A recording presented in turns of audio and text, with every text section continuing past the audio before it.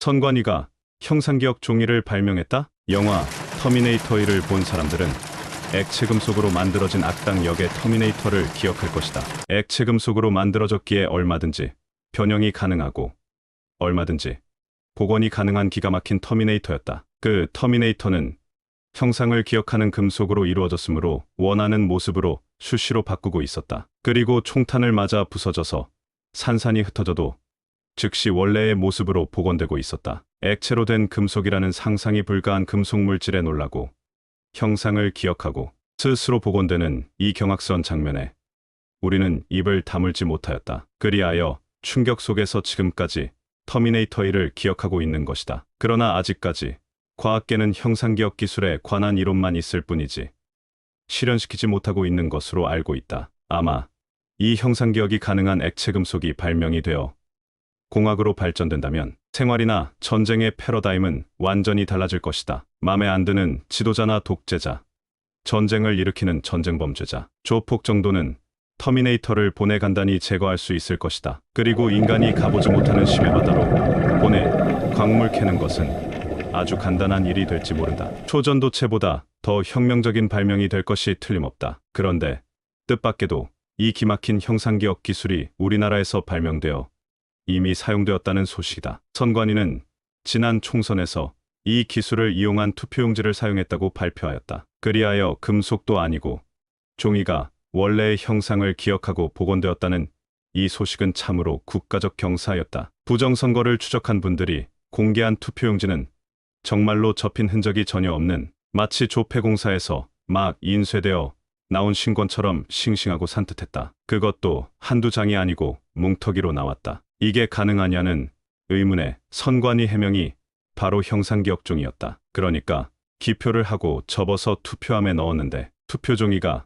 스스로 알아서 원래 모습으로 돌아와 활짝 펴졌다는 것이다. 그것도 접힌 부분 흔적까지 지우면서 원래의 형상대로 복원됐다는 이 환장할 소식은 온 국민들에게 알려졌다. 필자는 이 기막힌 해명에 배꼽을 잡고 웃었으나 마냥 웃고만 있을 일이 아니었다. 문제는 형상기억 종이라는 세계가 환장할 기술이 문제가 아니라 그 종이의 본질은 부정선거였기 때문이다. 부정선거는 황교안 전 국무총리께서 발표한 대로 광범위하게 이루어진 것으로 밝혀지고 있다. 투표인 수 조작부터 상상을 초월하는 연세의 어르신이 투표인 명부에 실려 있었다고 하였다. 아마도 기네스북에 오를 세계 제1의 장수인이 우리나라에 있었던 모양이다. 중국인들도 선거인 명부에 실려 있었다. 그렇다면 중국이 우리나라 땅이고 중국인은 대한민국 사람이라는 뜻일 것이다. 우리가 언제 중국을 정복했는지 도통 모르겠다. 더 기막힌 사실은 어느 선거구에는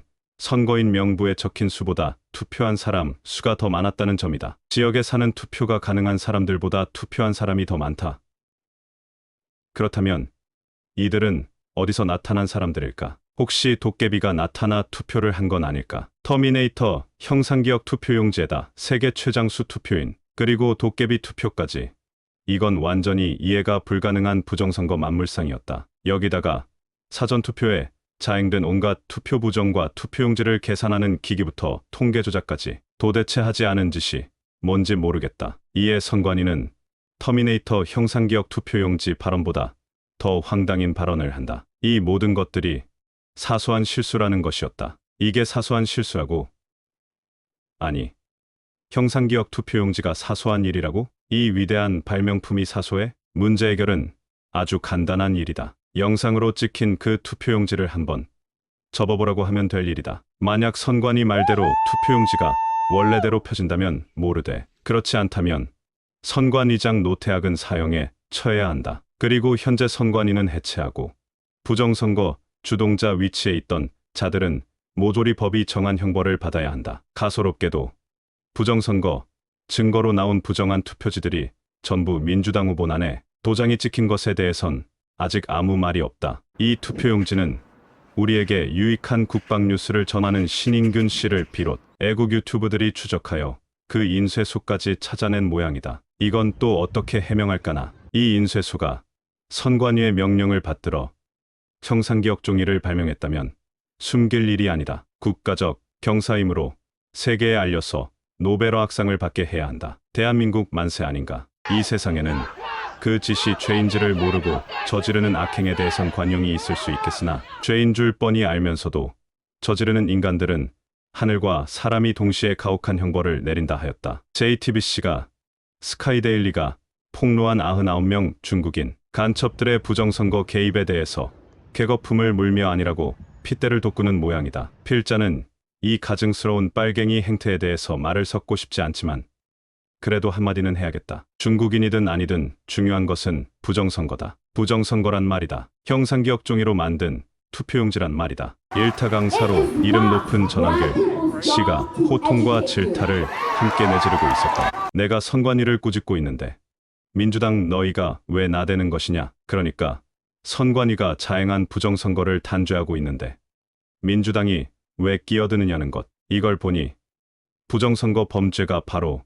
너희 민주당이 주도한 범죄가 아니냐는 뜻일 게다. 선관위 뒤에 사법부 빨갱이들, 사법부 뒤에 민주당, 민주당 뒤에 주사파, 빨갱이들과 북괴, 그리고 짱깨 중국 공산당. 속이 환장하게 뒤집히는 날이지만 전한길 씨 목소리에서 오랜만에 속이 참 후련하다. 2025년 1월 24일 전라도에서 시인 정재학 감사합니다. 2호 근 방송